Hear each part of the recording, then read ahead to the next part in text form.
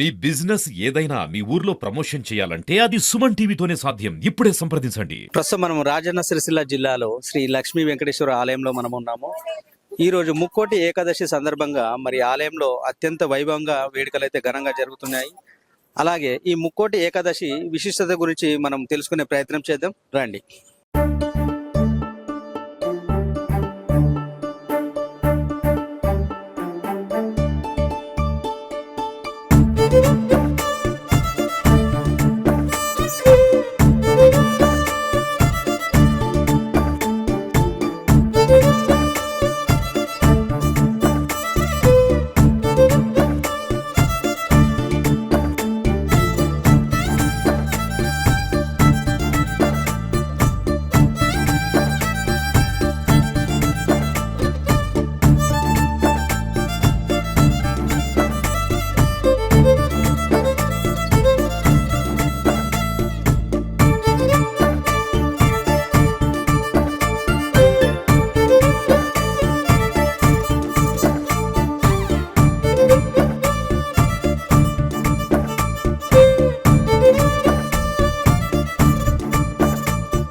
మీ అర్చకులు మనతో ఉన్నారు.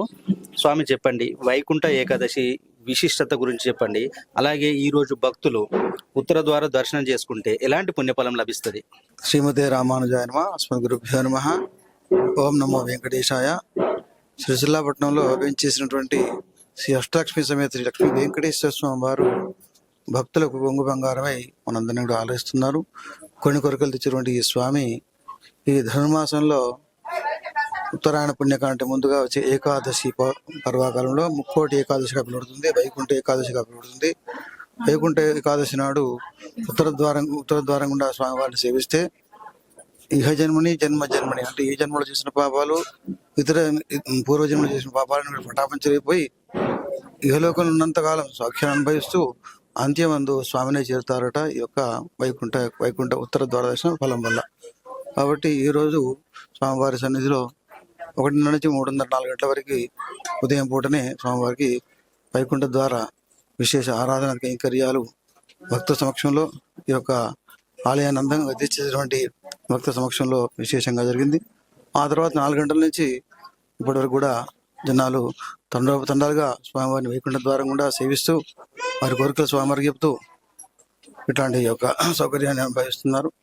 ఈ యొక్క వైకుంఠ ద్వారంలో ఉన్నటువంటి విశేషమైనటువంటి అలంకరణ కానీ ఇతరత్ర కానీ భక్తులు ఇష్టపడి ఇది వైకుంఠంలాగే ఉండాలి, తిరుమల ఎట్లా భూలోక వెంకటమో సిరిసిల్ల కూడా ఈ అష్టలక్ష్మి సమేత వెంకటేశ్వర స్వామి ఆలయం కూడా భూలోక వైకుంఠంగా ప్రసిద్ధి చెందాలి అని ఒక చక్కటి కోరికతో ఆలయాన్ని అందంగా తీర్చిదిద్దుకొని వైకుంఠ ద్వారం కూడా స్వామిని సేవించారు.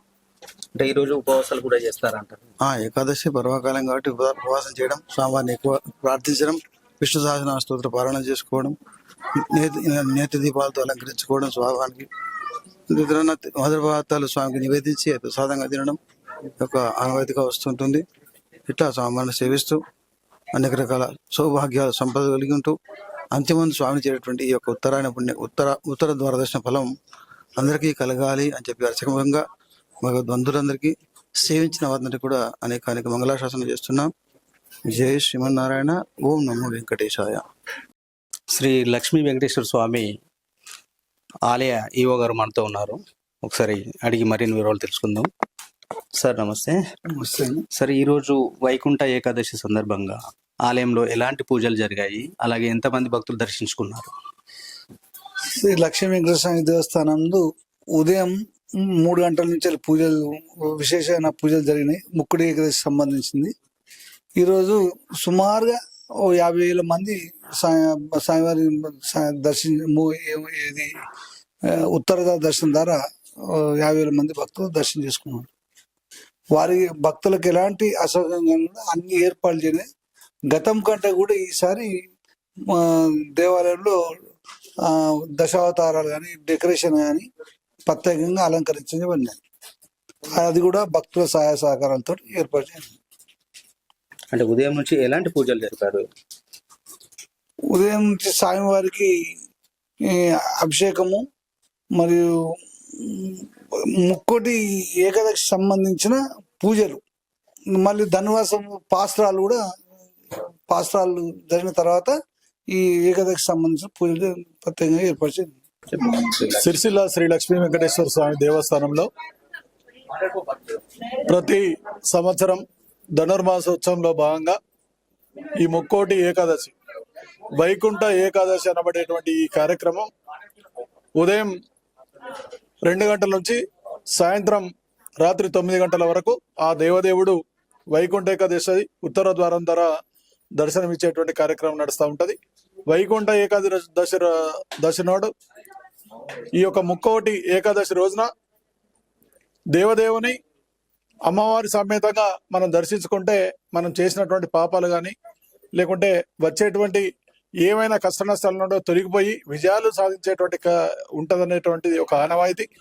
అందులో తిరుమల తిరుపతి దేవస్థానం ఏ విధంగానైతే దర్శించుకునేటువంటి భాగ్యం కలదో అందులో అంతటి ప్రాచుర్యం కలిగినటువంటిది శ్రీశాల శ్రీ లక్ష్మీ వెంకటేశ్వర స్వామి దేవస్థానం.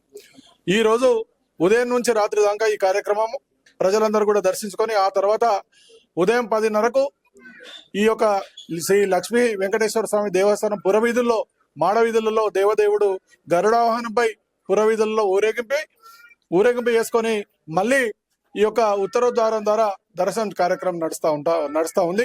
దాదాపు 50,000 పైచిలకు ఈ యొక్క దేవదేవుని దర్శించుకున్నారు ఈ రోజు వైకుంఠ ఏకాదశి రోజు. అందరు కూడా ఈ యొక్క వచ్చినటువంటి భక్తులకు ఎలాంటి ఇబ్బంది లేకుండా ఎండోమెంట్ సంబంధించినటువంటి మొత్తం కార్యవర్గం ఎండోమెంట్ సంబంధించినటువంటి వారందరూ కూడా దేవాదాయ శాఖ వంటి వారు అన్ని వసతులు కూడా ఏర్పాటు చేసుకొని ఎవరికి ఏమి ఇలాంటి ఇబ్బంది లేకుండా శీఘ్ర దర్శనాన్ని ప్రజలందరూ మంచిగా దర్శనం చేసుకొని తీర్థ ప్రసాదాలు తీసుకొని ఆ దేవదేవుని యొక్క ఆశీర్వాదం తీసుకున్నటువంటి పరిస్థితి ఈ రోజు దాదాపు 50,000 పైసలకు భక్తులు దేవుని దర్శించుకోవడం జరిగింది. ఈ సందర్భంగా వైకుంఠ ఏకాదశి ముక్కోటి సందర్భంగా ప్రజలందరూ కూడా మరొకసారి వైకుంఠ ఏకాదశి శుభాకాంక్షలు తెలియజేస్తున్నాం దేవస్థానం పక్షాన.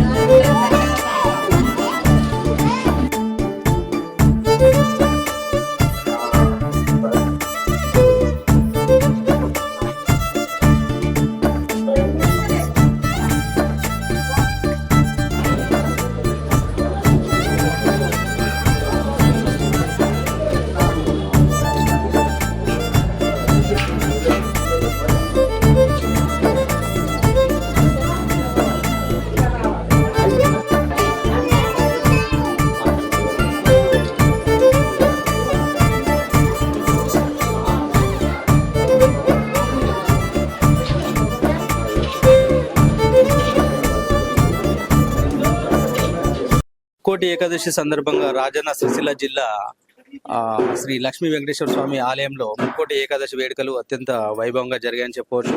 సుమారుగా 50,000 మంది భక్తులు ఉదయాన్నే స్వామివారిని దర్శించుకున్నారని చెప్తున్నారు ఇక్కడ ఉన్నటువంటి ఈవో గారు ఇట్లా.